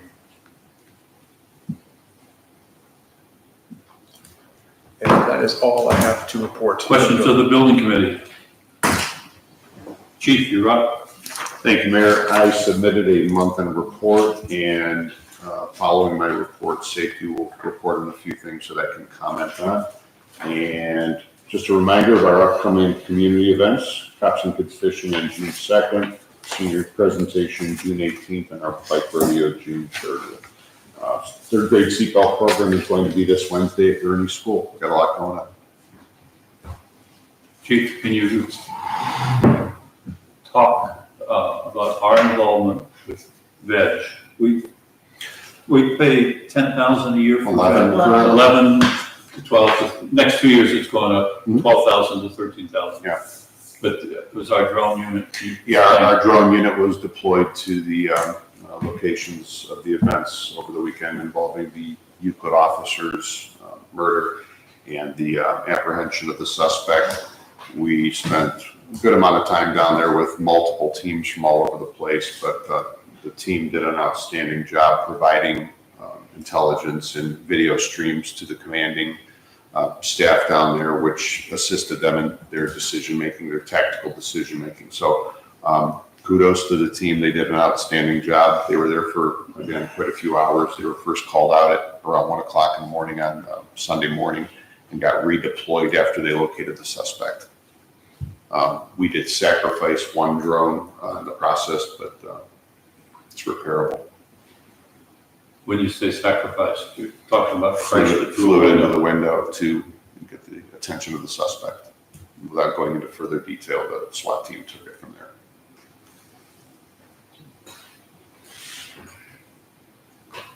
Questions of our chief? One thing to think, safety and I have been working on a guardrail for Bell Road at the Newberry line. It was brought to me by Chief Rizzo that to look into it. I looked into it, and we have a quote from Lake Erie Construction Company to install 180 feet of guardrail on the curve coming from Newberry. How much is the quote? It is Approximately. $9,840. Because it has been damaged how many times in the past? There's been 5 poles replaced in the last 6 years. Yeah, I've got 6. So 2014, 2016, 2020, 2023, and 2 in 2024. Yeah, it's on the curve at the Newberry line. Cars tend to drift off the road, whether it's distracted driving or what. Cars drift off the right side of the road. They hit a driveway apron, which is where the pole is situated, and they completely sever the pole on every occasion. My fear is that, if we don't do something about this now, the frequency is increasing. If we don't do something about it now, somebody, may seriously get injured there. Injuries have been sporadic, but I think if we do what we did on Daisy Lane with a guardrail, the Daisy Lane guardrail virtually eliminated all crashes ending up in those people's front yards. So we've had a lot of success with the guardrail on Daisy. We think it's probably a necessity. The only other concern I have is that pole that keeps getting snapped off is about 2 feet from a high pressure gas main. So if it goes the wrong way, we could have a bigger disaster on our hands. So I think this would be money well spent. And again, I think it's better safe than sorry. I think it's an important thing to consider. And it was discussed at the safety committee meeting, but, it appears that this funding for the guardrail will be coming out of the streets budget. We don't So know the that. question is there money in the budget? There's not a line item for it, but I did meet with the fiscal officer and we did find places we could get the money. So do we need a Motion. motion? For sure. Yeah, for $9,000 and $98.40. Okay, because, and again, our estimates, that were provided to safety were between 10 and 11,188. Tim had that reworked Okay. there was a change in the. In the length. Yeah. Okay. you want to do it? It's streets, so it's not coming out of my budget. I'll second it. If you introduce it, it's your money. All right. Sure. You're the master of motions. I move that the quote from Lake Erie Construction, in the amount of $9,840 be accepted by the village, authorize the mayor, fiscal officer, street commissioner to sign all necessary documents for the purposes of erecting a guardrail in the vicinity of Ashley for the purposes of safety and prevention of accidents. So moved. Second. Discussion? All those in favor say aye. Aye. Opposed? Motion passes. Thank you. Thank you guys for finding the money, since it's a safety issue. Yeah. Really appreciate it. Anything else from the safety committee? We haven't gotten to safety yet. I'm sorry, we're still at the chief. Questions of the chief? We are now at the safety committee.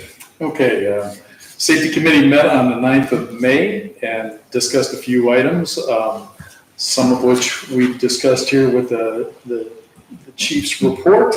Crosswalk update. One of the issues that we discussed was the continuing discussion about crosswalks installed on Bell Road at the park and also at the school. There was discussion at the meeting that the school may not necessarily endorse a crosswalk at the school. And, one of the things that the committee is recommending is that we, investigate if there is money available in our budget, that we go forward with one crosswalk this year, which would be at the park. And I believe that estimate was, 33,000 and change, wasn't it there, Chief? 32. So, I would like to open discussion of that topic to council to see if there are any pros or cons, or whether that project might be supported by members of council. That's 32,000 for two? One. Right. Yeah, that's fine. And what we're looking at this year, Chris, is probably just one. Right. And that would be amending the budget. I'm sorry, it would be like, To amend the budget. It's So not where we budget. landed last time was we were waiting to see what was happening with the salt dome before we, pressed forward on this. So I don't know if that's been solidified yet. So based on the availability of funds. So we need a motion to have CT do the engineering to place a crosswalk across Bell Road. I don't know if there's a ton of engineering required. I'm happy to look at site distances, but Okay, good. it's gonna be, there's not a lot. So thank you. put the crosswalks up, they got the flashing lights, they've got their self-contained units. You're free to put up a crosswalk where you'd like to put up a crosswalk. So the motion that I hear you suggesting is that we go forward with a motion to begin and amend the budget to support a construction project for a crosswalk at the park not to exceed $33,000, or words to that effect. That would probably be, yes, that would probably be the prudent motion. You know, like the chief said, subject to availability of funds.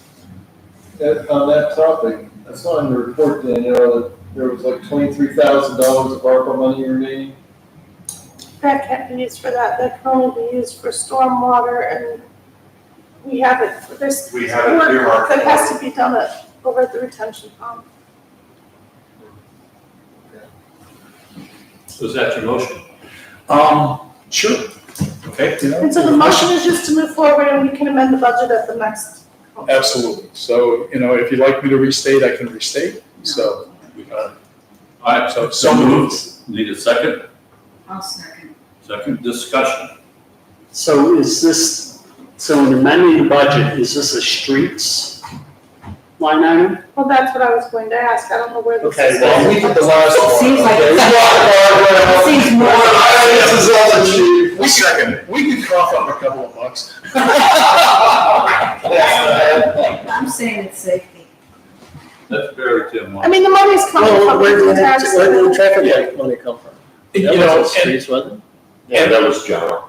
I have no objection to coming out of the safety budget. We will have to amend the budget. though. Right. So- Either way, it's coming from income tax. Okay, so it comes out of safety, Thank that you. was the decision, Thank you. so.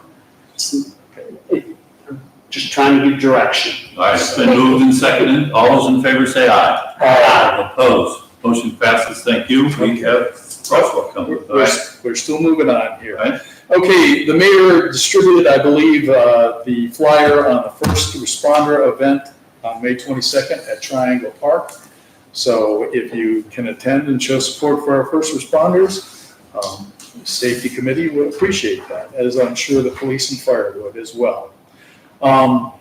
There is, the mayor referred to it earlier as a first responder luncheon for South Russell first responders, but better defined, and the mayor defined this at the committee meeting, is that his vision is that it not be a South Russell first responders, but a South Russell Police Department. Question arose, are we considering Chagrin Valley Fire part of South Russell first responders? Are we considering Chagrin Valley Fire residents who are on the fire department as South Russell first responders? So it was defined as the police department only.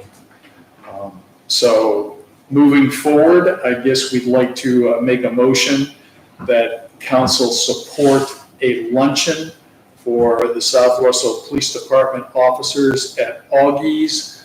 And Mayor, I don't have the date. Was that also on the 22nd? No, I suggest Friday, May 24th, noon, would be police department and council members. Okay. And can we have an amount? We don't have any information. $400, Up to 400? up to 400. Okay, so moved. Need a second? Second. Discussion. All those in favor say aye. Aye. Opposed? Motion passes. Last order of business that we had was the continuing question about alcohol being permitted at the village park. Currently, our park rules prohibit alcohol unless an event is approved by council. There was discussion at the safety committee meeting, and Ohio law prohibits alcohol at public parks. Our current county permits, almost by exception, the use of alcoholic beverages in their public parks, in their county parks. However, the surrounding counties to Geauga prohibit alcohol. And I guess municipalities have the opportunity to either permit or not permit use of alcoholic beverages in their parks. A question came up as we were researching this, though, that if we were to permit alcohol carte blanche in our parks, that we would not be covered by insurance coverage. The village would not be, should anything happen under those circumstances. So there was a lot of discussion back and forth at the committee meeting, but the committee's ultimate recommendation for council to consider is that we, as a policy, prohibit the use of alcoholic beverages under any circumstances, whether council approves or not, and that should there be citizens that want to risk using alcohol, they do it at their own risk. But with the rule of strict prohibition, we don't get into a problem where the village is not covered by insurance should any untoward thing happen during the consumption of alcohol in the park. So open for discussion among council. Okay, I'm unclear here, so help me. You said strict prohibition, Yes. no alcohol. But if residents wanted to imbibe in alcohol, they do so at their own risk. At their own risk. Okay, well, to me, that's a conflict. Correct. Okay, if we're gonna say strict prohibition, and I'm not saying that that's a bad thing, then it's no alcohol, period. I don't care whether you want to or not, or take the risk. The answer is no. I guess the discussion was, and Chief helped me out here though, is our proposal was no alcohol as a policy. The chief didn't want to be in the position of being the alcohol police at the park and being the Nazis. So were you saying it was going to be a low ball? I don't know in terms of enforcement. What was the intent? So we don't really see a lot of parties reserving that have alcohol. It's a very small, percentage. So if we prohibit it completely and just leave it as what the rules are, which is no alcohol, I don't see that we're going to have a big, blowback from the community regarding, you don't serve, you don't permit alcohol here. So I don't think the number of residents reserving the pavilion for the purposes of having alcohol is happening very often.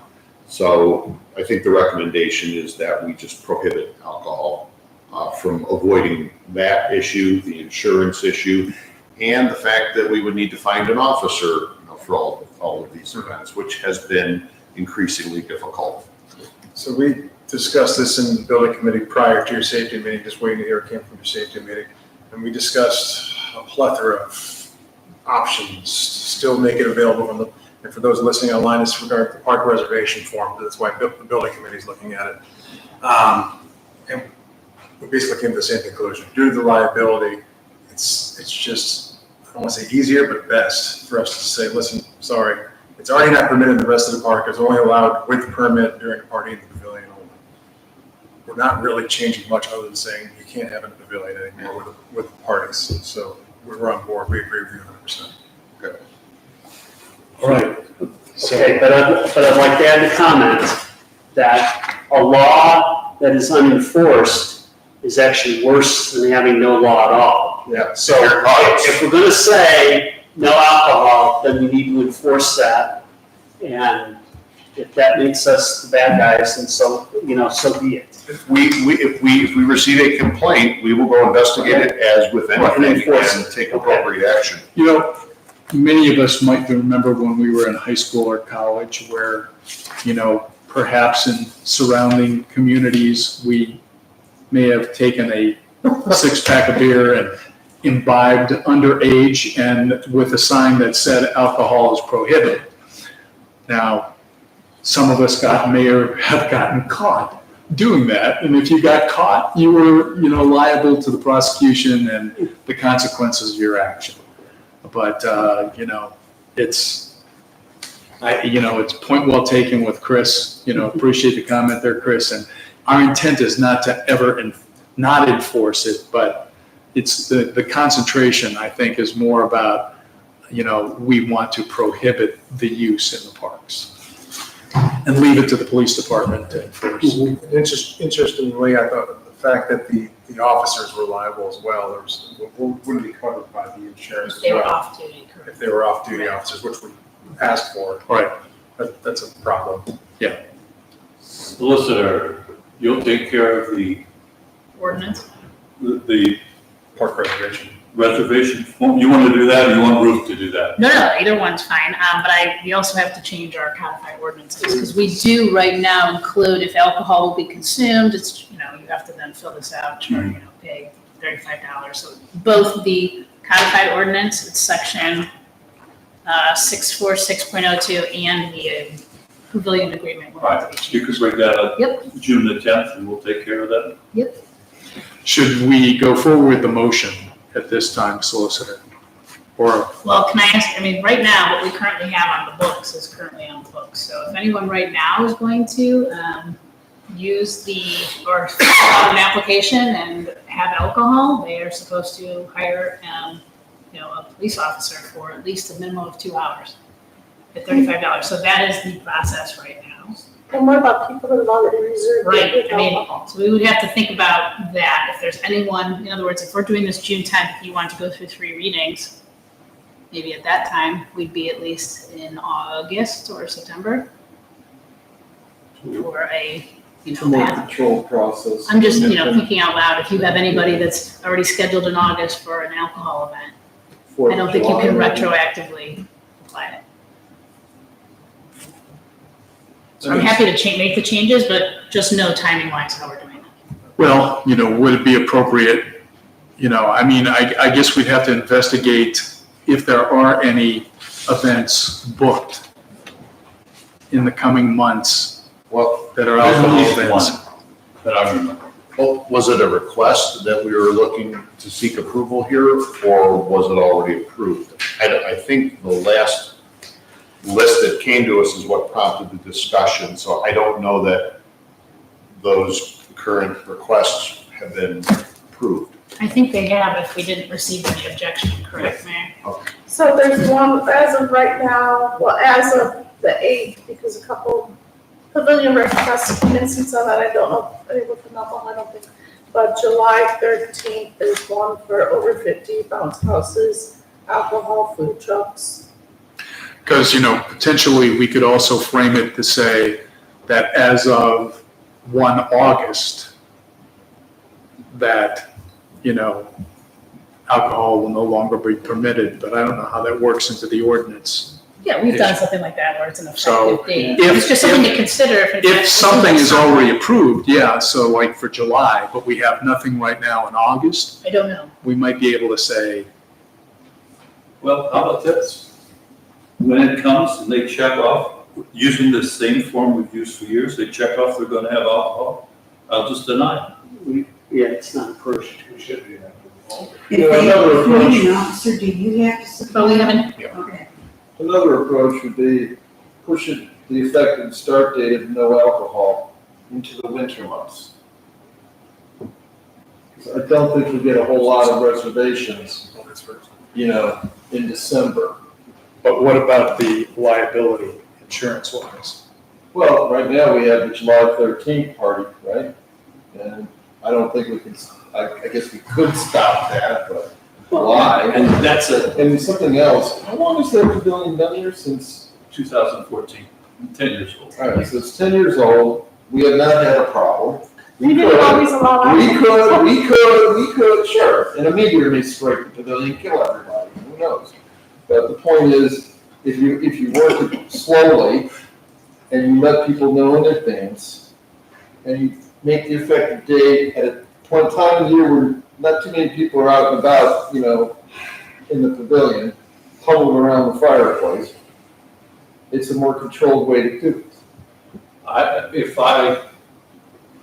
In judging, the party on the 13th is a cancer-free birthday party, kid's 4 years old or something, and it's gonna be family, they're gonna have bouncy houses. And the adults are probably there. I can go to them and say, we've talked, we're gonna reject it. You can't have your party on July 13th if you have alcohol. And from now on, just say no. When you apply for the use of pavilion, you can't have it. The ordinance says it's allowed now. And the process already. We need to change the ordinance, and we're gonna start denying stuff. Yeah. Because I think if we've approved it, we're kind of like we're kind of stuck. stuck. You know? Okay, so pick January 1, There you go. 2025. I mean, we're gonna go through the season, we're gonna deal with the issues as they come up. In January 1, we're done. And maybe a short note in the newsletter that says council is considering for liability purposes, ending the allowance of alcoholic beverages at the park effective January 1st, 2025. If this upsets you, please call Danielle Romanelli. No, Griswold is in charge of the mayor. I'm gonna tell them no, they can't have it. Call the administrative assistant to voice your opinion. The other. So, go ahead. There, on the agreement, on the use agreement, there is a provision, Mayor, that if you could ask for a certificate of, insurance liability where we are added as an additional insurer. I'm just saying that could actually be added protection until the January 1st. That's an option. But then somebody's gotta go out and find, I know. an insurance policy, if they have enough time, fine. Sure, but it is an option. I mean, if we do the January 1st thing, we deal with the problem, but let's point out, if something happened last year, and someone was hurt, and no one finds out about it until this year, there is liability potentially. So by changing the ordinance tonight, we don't affect what happened in the past, we're just talking about going forward. Oh, Well, the ordinance, we're not changing the ordinance tonight anyway, because the ordinance would have to be drafted, but, how do we feel, is 1 January the right date, or should it be earlier? I would go with January. I think it provides 6 months of notice. Yeah. That, and that's plenty I agree. for the residents. Tim, I don't recall, Dennis, you may know, does our posted rules say no alcohol? I don't know. They used to, the one when you pulled in the park, it used to say no alcohol, and then over the years, somebody asked for alcohol, and we start making exceptions, and then we changed the rules, so I don't know what the sign there says, but when we first opened the park, it was no alcohol. I know it used to say the ordinance. There's a bunch of It's definitely in the ordinance, I just don't know if it's actually posted on the It sign. should be. So I think the ordinance addressed in the pavilion. When it first opened, it was none in the park, and that was when we Right. got one request, they came forward and asked for it, and then it just. No alcoholic beverages. No, on those signs too, No. signs still have the dog issue, right? So we probably should update the signs. Odd and even days are still. Yeah, it's covered up. Well, that's covered with white tape, but that's. It's a new signs. I will also note for the chief's consideration on the East Washington side of the park. I saw twice in the last month, there were cars parked there at lunchtime where the occupants were drinking their lunch while sitting there in the park. Okay, I mean, they were in their vehicles, but they were in the parking lot at East Washington. Alcohol. Oh, yeah. And it was not Kool-Aid. Nope. Unless they were storing it in dark lager bottles. It's not alcoholic. Well, just because it Please looks feel like free to Kool-Aid call me doesn't when mean it anything is. like Okay, well, I'm saying that that's also an issue which obviously we want to go away. Absolutely. So at this point, I don't know where we are. Do we have a motion on the floor? No, Well, we don't have a motion on the floor, we have a recommendation from the committee, but if we, are not gonna take any action until the 1st of January, we could probably have the solicitor revamp the ordinance, and then at a next council meeting, consider changing the ordinances effective. And then we'll January January 1, yeah. And then we'll change the form effective January 1st. Yep. The reservation form. And since we are making changes, wasn't there discussion about charging a different fee? And Correct. have you guys worked that out yet or not? We agreed upon, well, we're not in the building committee right now. No, sure. We agreed upon making it $25 for residents still, $100 for non-residents. And then the issue is, what if it's like a business, not necessarily a resident? That we haven't worked out. Okay. Do you want that change in this as well, or just do the alcohol separately of the? In the reservation form, No, just in general for the changes to the ordinance. We can't change the form until the ordinance is changed. let's have the committee meeting Okay. and just hash Okay. that out. You know, and to the solicitor's point there, you know, and the form's point, I guess, you know, she brought up a good point about the insurance by the individual that's having the alcoholic beverages.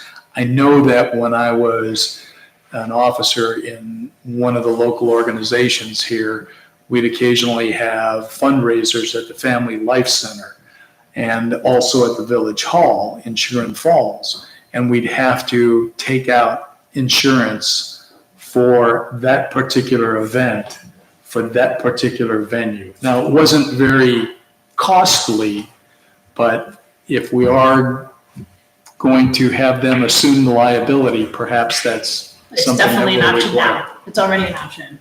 Just, it's at the discretion of the mayor. So, While we're kicking this idea around completely off, building, Chris, something to think about is, when there's gonna be an event on May 25th. They're thinking they're gonna have up to 100 people.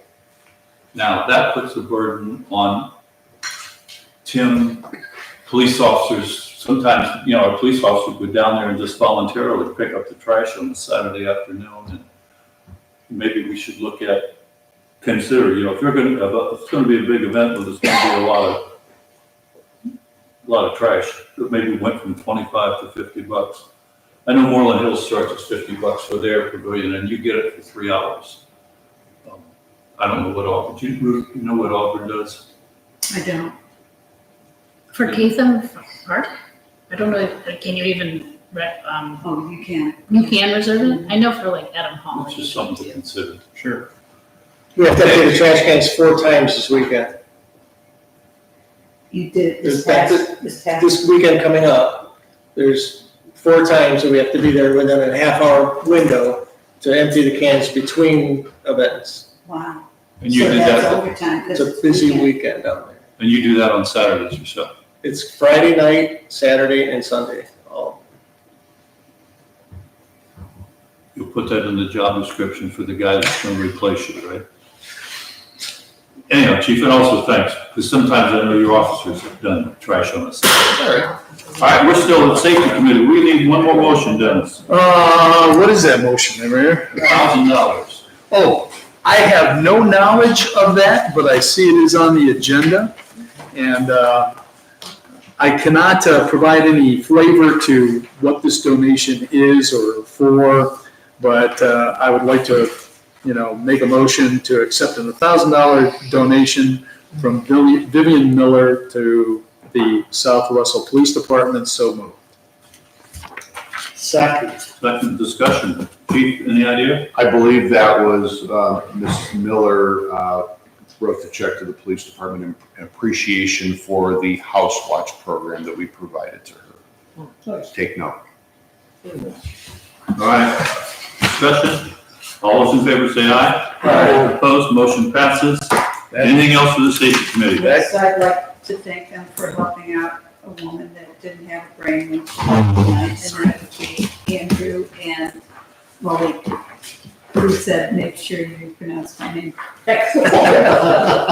Not Malik, huh? He knows how I butchered his name. All right, HR Committee, Ruth, you're up.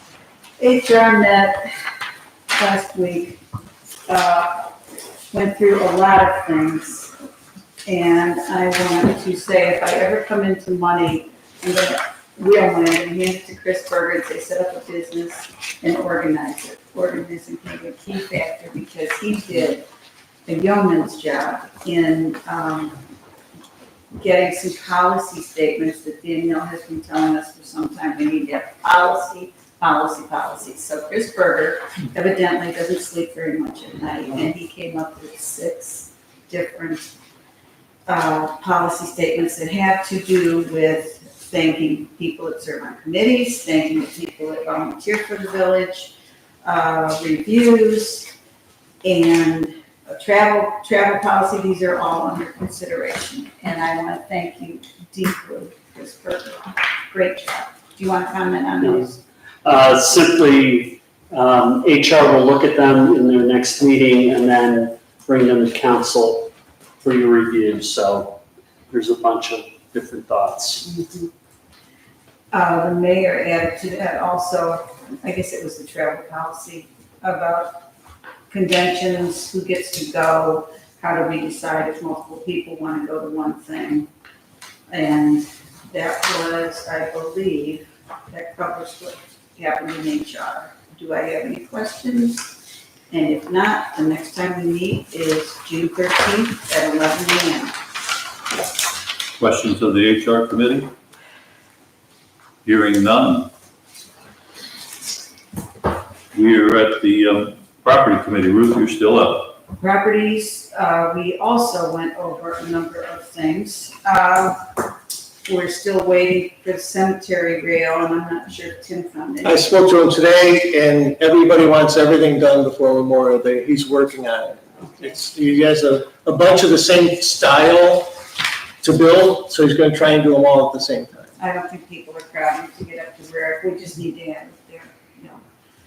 We've discussed globally the village master plan, and that's gonna take some time to go over and see what we need to tweak and or change. We are still talking about a burn at the park, and I called, we know that Davy would charge us $11,000 to do a controlled burn that they're in charge of. I'm waiting to hear back from Paul Pira at Geauga Parks to see what their policy is, if they charge and if so, how much, so to be found out.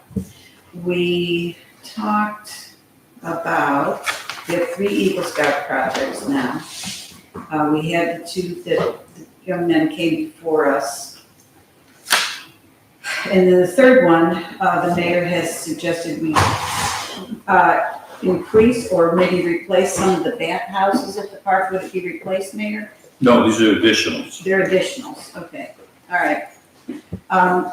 At the park, I'm combining park and properties. Mrs. Harvey had some work done with her garden. It was professionally cleaned, as I understand. And she is looking at hopefully setting up, what would we call it, Mayor, a fund? Yes. To continue to keep doing this, because the garden ladies are no longer as young and spry as they used to be, and that garden is beautiful. The rain garden, I'm gonna let the mayor comment on the rain garden, because he saw it. He said it was beautiful. Rain garden, we had a meeting, the street commissioner and I met with David Tree to start on the wetlands, so we dragged him over to the rain garden. Rain garden is okay, it needs changes made, and there needs some work done. And we had representatives from Chagrin River Watershed Partners there, and I will be talking then tomorrow afternoon too, as to what was done. And it's interesting to have somebody at David Tree. Last week it was native landscaping, different people commenting on the rain garden, different opinions. You know, what was done and what should have been and what shouldn't have been done. So somewhere in the middle is the ideal rain garden. Okay. We also talked about the hayride update, and there'll be something concrete before the fall festival about what we're going to discuss as far as safety and making sure that those who have good intent and drive the tractors don't get into any trouble because of somebody else's actions. And then, of course, the bathroom. I'm glad Jerry's not here, because Jerry wants to go build it himself, not really, but I feel that we're coming to the end. What we heard from our park folks, they don't want fancy, they don't want flush, and they don't want a sewer. So they want to keep it more to what was approved by the planning board. And did we go in front of ADR? I can't remember, but we definitely went through the planning board. whatever was proposed months ago, that's what they want to go back to For the bathroom. for the bathroom, what we were found acceptable last fall. Just prefab. Pre-season with a vault. Yeah. Tim has put in a good suggestion to have a hydrant for water, to water all these plants that we have there as well. And that would be money well spent, because they're hauling water from here. And that, I believe, is all I have. Let's see, so properties will meet at 1 PM on June 13th. Parks Committee, I just can't wait till that ground schedule comes out, for the love of God, in 2 days, and we can pick a date for the fall festival where I don't freeze to death and everybody has to. Am I the only one that, I think they started sneaking out football schedules today? There were some announcements as to what. Not following, so I don't know. The opening game of the season was announced, but it has nothing to do with the Browns. They're doing this to hype. So they're hyping this out. All right, I think you're gonna die in the park someday. Just, We're You're gonna die in the park. I'd rather, I've said be first out of 15 Buffalo Lake, but we'll see, so, A question for you, Ruth. yes. You said a hydrant, are you talking about like sinking a well? For the Same as what we water? have at the cemetery. Okay, so it doesn't even have to be potable water? Oh, no, we're not talking. There's a sign up there, it's not about Yeah. water. Yeah, Okay. no, drink at your own risk, for God's sake, okay. any other questions of the property of the parks? Tim, and this just came to me, I'm sure we're gonna hear from Linda Mattern in the next couple of weeks to put flags up for our veterans. So we'll just kind of do that on whenever. You do Okay. it. You All right, do it. we are at public utilities. I think you've heard enough of public utilities tonight. We will meet on June 13th at 9 AM. And enough said. Questions of the Public Utilities Committee? You guys did a very nice job tonight. Yes. Hearing none, we are now at ordinances, resolutions. If you'll need to revise agenda. So there's a lot of things coming. So let's start out. The first one is financial, Chris. Introduce and consider for adoption an ordinance amending the 2024 annual appropriations, increasing Bell Road East Reserve Fund expenses $162,000 even, increasing income tax fund transfers $327,000 even, and increasing Bell Road East Capital Fund expense $327,000 even, declaring an emergency, waive further readings. Second. Roll call. Galicki. Aye. Porter. Aye. Bell. Aye. Berger. Aye. Kavanaugh. Aye. Move to adopt. Second. Galicki. Aye. Porter. Aye. Bell. Aye. Berger. Aye. Kavanaugh. Aye. Ordinance passes. Another financial, Chris. Introduce and consider for adoption an ordinance transferring up to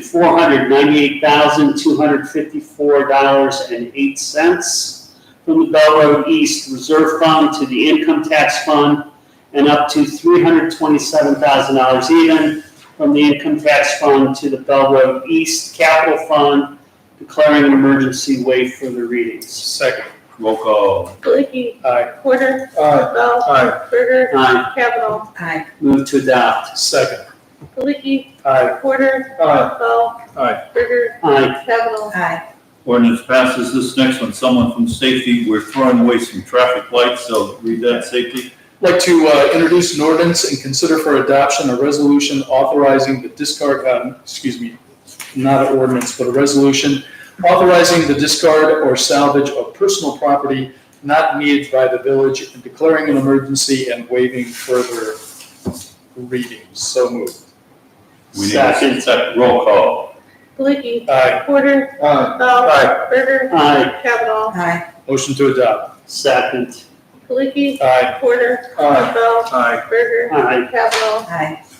Resolution passes. Next one's a resolution on the sale of personal property. I'd like to introduce and consider for adoption a resolution authorizing the sale of personal property not needed by the village, declaring an emergency, waiving further readings. So moved. Second. Roll call. Galicki. Aye. Porter. Aye. Bell. Aye. Berger. Aye. Kavanaugh.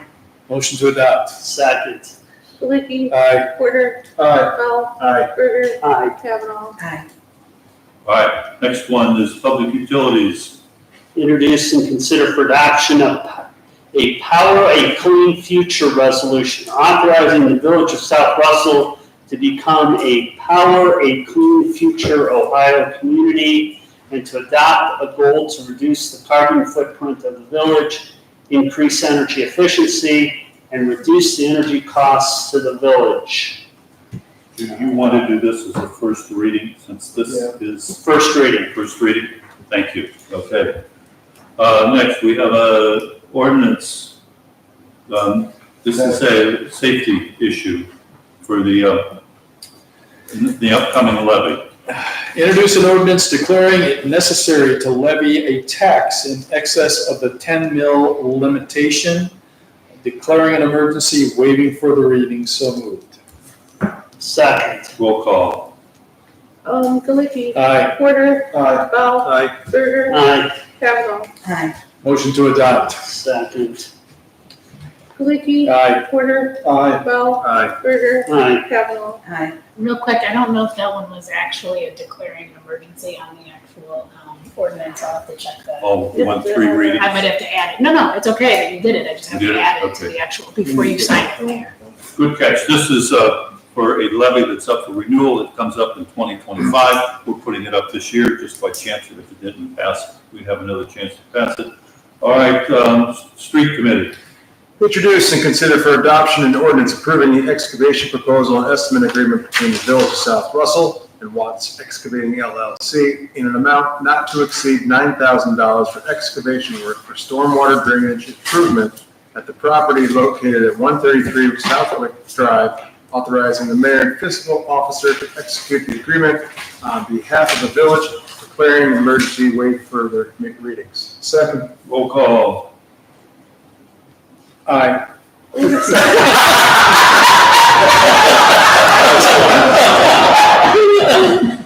Porter. Aye. Bell. Aye. Berger. Aye. Kavanaugh. Motion to adopt, Dennis. Second. Motion to adopt, second. Galicki. Aye. Porter. Aye. Bell. Aye. Berger. Aye. Kavanaugh. All right, ordinance passes. These next 2, 4, 7 are all building Do department. these need 3 readings or? I mean, you can do I'm okay that. reading it 21 times. I mean, I have it as, we had it as declaring an emergency only so that when it does actually pass, it goes right into effect. If you guys want to waive, we certainly I can. think We you don't. might as well wait, other than read it 21 times. I'm pretty good at reading. Well, you are. I got a couple of waters, after I saw these on the agenda, I got a couple of water for this. But I did forget my glasses. All right, first, thank you. Introducing ordinance adopting new section 3.11 of the zoning code of the Village of South Russell, declaring an emergency, move to waive further readings. Second. Roll call. Galicki. Aye. Porter. Aye. Bell. Aye. Berger. Aye. Kavanaugh. Motion to adopt. Second. Galicki. Aye. Porter. Aye. Bell. Aye. Berger. Aye. Kavanaugh. Ordinance passes. Next one, introduce an ordinance amending section 1.05 of the zoning code of the Village of South Russell, declaring emergency and move to waive further readings. Second. Galicki. Aye. Porter. Aye. Bell. Aye. Berger. Aye. Kavanaugh. Motion to adopt. Second. Galicki. Aye. Porter. Aye. Bell. Aye. Berger. Aye. Kavanaugh. Ordinance passes. 3-1. Introduce an ordinance amending section 3.01D of the zoning code of the Village of South Russell, declaring emergency and move to waive further readings. Second. Roll call. Galicki. Aye. Porter. Aye. Bell. Aye. Berger. Aye. Kavanaugh. Motion to adopt. Second. Galicki. Aye. Porter. Aye. Bell. Aye. Berger. Aye. Kavanaugh. Ordinance passes. Next Does one. everybody have a 3.04 except for me? Yeah. 3.04. We have it. Okay. All right, keep going then. Introduce an ordinance amending section 3.04C of the zoning code of the village of South Russell, declaring an emergency and move to waive further readings. Second. Roll call. Licky. Aye. Porter. Aye. Bell. Aye. Berger. Aye. Kavanaugh. Aye. Motion to adopt. Second. Licky. Aye. Porter. Aye. Bell. Aye. Berger. Aye. Kavanaugh. Ordinance passes. 3.05C. Introduce an ordinance amending section 3.05C of the zoning code of the village of South Russell, declaring an emergency and move to waive further readings. Second. Roll call. Oh, you threw me off. Okay. Licky. Aye. Porter. Aye. Bell. Aye. Berger. Aye. Kavanaugh. Aye. Motion to adopt. Second. Licky. Aye. Porter. Aye. Bell. Aye. Berger. Aye. Kavanaugh. Aye. Okay, Ordinance passes. 3.06. two more. Introduce an ordinance amending section 3.06C of the zoning code of the village of South Russell, declaring an emergency and moving to waive further readings. Second. Roll call. Licky. Aye. Porter. Aye. Bell. Aye. Berger. Aye. Kavanaugh. Aye. Motion to adopt. Second. Licky. Aye. Porter. Aye. Bell. Aye. Berger. Aye. Kavanaugh. Aye. Ordinance passes. Last one. All right. Introduce an ordinance amending section 3.07C of the zoning code of the village of South Russell, declaring an emergency and move to waive further readings. Second. Roll call. Licky. Aye. Porter. Aye. Bell. Aye. Berger. Aye. Kavanaugh. Aye. Motion to adopt. Second. Licky. Aye. Porter. Aye. Bell. Aye. Berger. Aye. Kavanaugh. Aye. Ordinance passes. Nice job, Chris. The bills list. Chris. Okay, we're gonna split this in two pieces. So, motion to ratify the bills list of April 29th, 2024 in the amount of $368,765.82. So moved. Second. Roll call. No. No. All in favor? There's a motion. Questions about the bills? All those in favor say aye. Aye. Opposed? Motion passed. That part passed. Okay. Okay. Motion to ratify the bills list of 4/29/2020. Next one. And of May 13th, 2024, in the amount of $63,417.95. So moved. Second. Roll call. Licky. Aye. Porter. Aye. Bell. Aye. Berger. Abstain. Kavanaugh. Aye. Motion passed. We have we have the May 28th council meeting. I think we're all happy with that. Yeah. Back to you, Danielle. For new other, before we, I just wanted to say the mayor brought up, the newsletter, so the newsletter deadline is coming up, I think May 31st for the next newsletter, but we still haven't heard from the postal service about the identification. And being that we are trying to be more conscientious, we did talk about going to a fully electronic newsletter effective January 1st. So we were gonna start putting something in this next newsletter, letting people know that starting in January will be electronic. And then we'll have a QR code to try to get people to sign up for e-blast and try to start steering them more towards our social media and our website. So that's what we have. New other, Licky. None. Porter. None. Bell. None. Berger. Okay, quickly. Several weeks ago, we presented the reserve study that came from Russell Township as a template for us to think about for doing for South Russell. One of the questions that's been raised in several meetings I was in was, who's in charge of making that happen, the reserve study? And so I throw this open to council. If finance is the administrative committee, if you want us to handle it and move forward, I think we should move forward with a reserve study for the village. And to find out what the dollars would be and all that good stuff and report back to you. But I just think we need to give some direction here.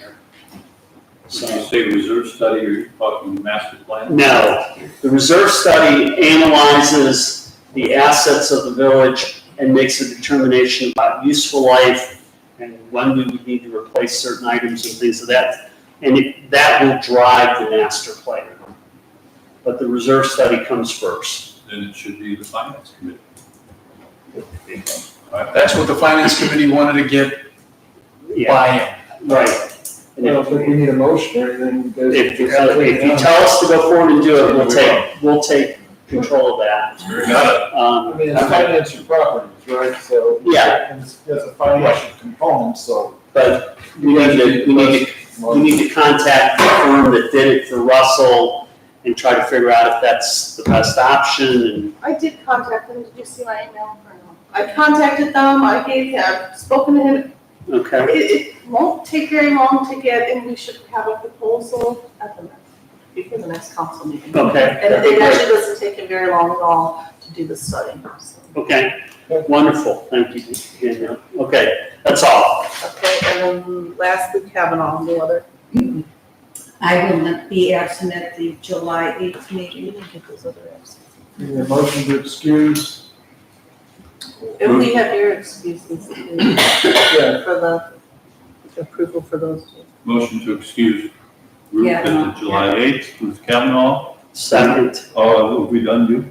Yeah, we need I can't do the Mark, motion. Okay. Yeah, and add to the motion to excuse me from the May 28th meeting. I thought we did those. I don't think we did the, I don't know about the. Excuse Jerry as well. We will. What about Jerry's today? because we We'll didn't do that. decide if we were We'll do gonna that in do a the second. meeting day. I thought we asked for permission, not I excused. thought we did it the last. It's in the minutes. On the- Yeah, it's in the minutes, right? Yeah. So it's just refresh. And we would also excuse Councilman Canton from this evening's meeting on the 13th for medical emergency. Do we have a second? Been moved and seconded. All those discussion, all those in favor say aye. Aye. Opposed, motion passes. Anything else on new other?